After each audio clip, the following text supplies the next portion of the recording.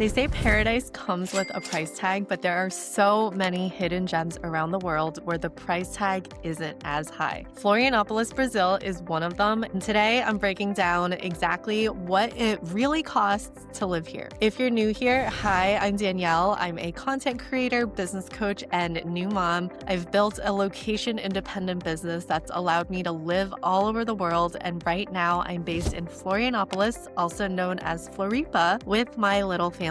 I first traveled here with my then boyfriend, now husband, in 2020, right before the pandemic, and stayed for 9 months. We actually did long distance between Bali and England back then, and then ended up being quarantined together, but that's a story for another day. This time around, I'm staying for a year to get my Brazilian citizenship, and I've been here for 6 months now. We love this island because my husband and I both surf, and we love the beach lifestyle while still being super close to the city center with huge malls and shops. I also value convenience when choosing to live somewhere long-term. That might be the American part of me coming into play. Here, there's one-day online shipping, Amazon, Ubers, food and grocery delivery. I'm going to share what it costs to live here really comfortably, whether you are traveling solo, as a couple, or with a family. Rent is always our biggest expense when traveling. So I'm going to share personally what we paid back in 2020 as a couple, and now what we pay as a family of 3, which is significantly more.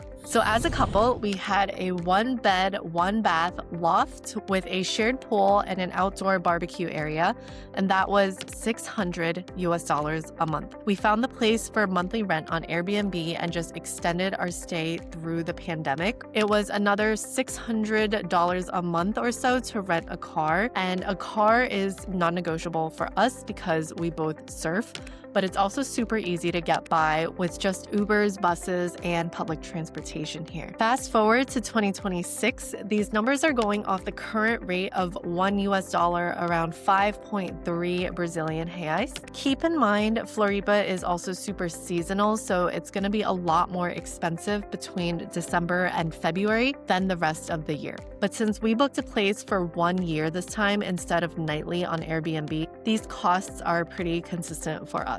We pay about $1,700 for rent. It's a 3-bedroom, 3-bathroom condo right across the street from one of the best surf beaches, less than a 5-minute walk. On the other hand, we also have friends who live with roommates and still pay around $600 a month like we did years ago. So although prices generally went up post-pandemic, you can still find many options that suit your needs. Groceries for us run at about $900 a month.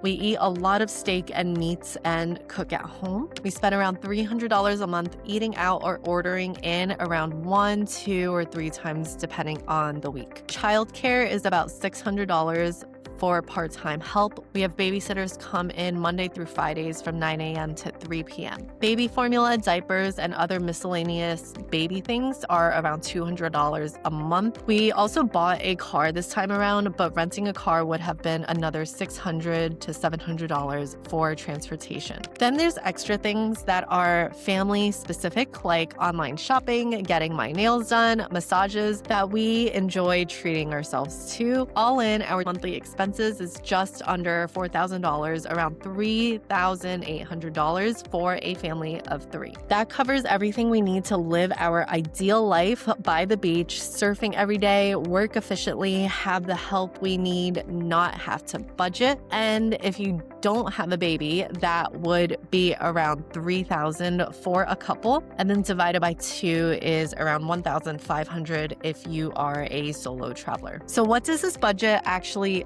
buy us? It looks like a 5-minute walk to the beach, which is so good for my mental health postpartum and for a baby to grow up on the beach in sunshine. This also means that we surf more often, we are more active, we're outside. The help we are able to hire allows us both to work from home and gives us time to do our own things.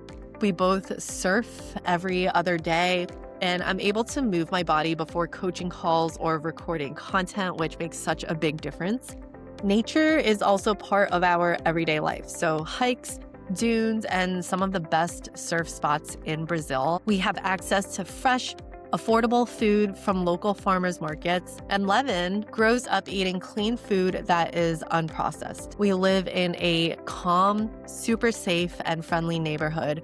There are digital nomads and expats and young families everywhere. The Wi-Fi is super fast for client calls, podcasting, uploading videos. The tech and digital nomad scenes are booming here. People also love babies, and places are so family friendly. Healthcare is free, hospitals and urgent cares are amazing.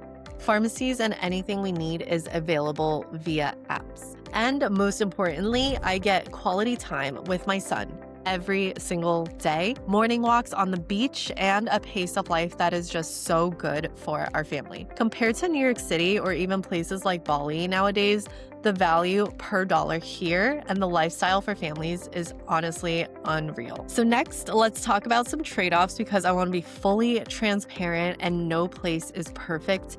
I don't want you to think the grass is always greener. After months living in one place, I feel is usually when you can start sensing when things are a little off or a little inconvenient. The biggest one here, I would say, is that English isn't widely spoken. So if you don't speak any Portuguese, it might be harder to get by than other bigger digital nomad destinations. Of course, you can use Google Translate and ChatGPT. Personally, I've been taking Portuguese lessons twice a week to improve my Portuguese. And people are generally super friendly and encouraging when they hear you try to speak. The next trade-off is that Brazilian bureaucracy can be slow, so waiting for things like paperwork or appointments can require some patience.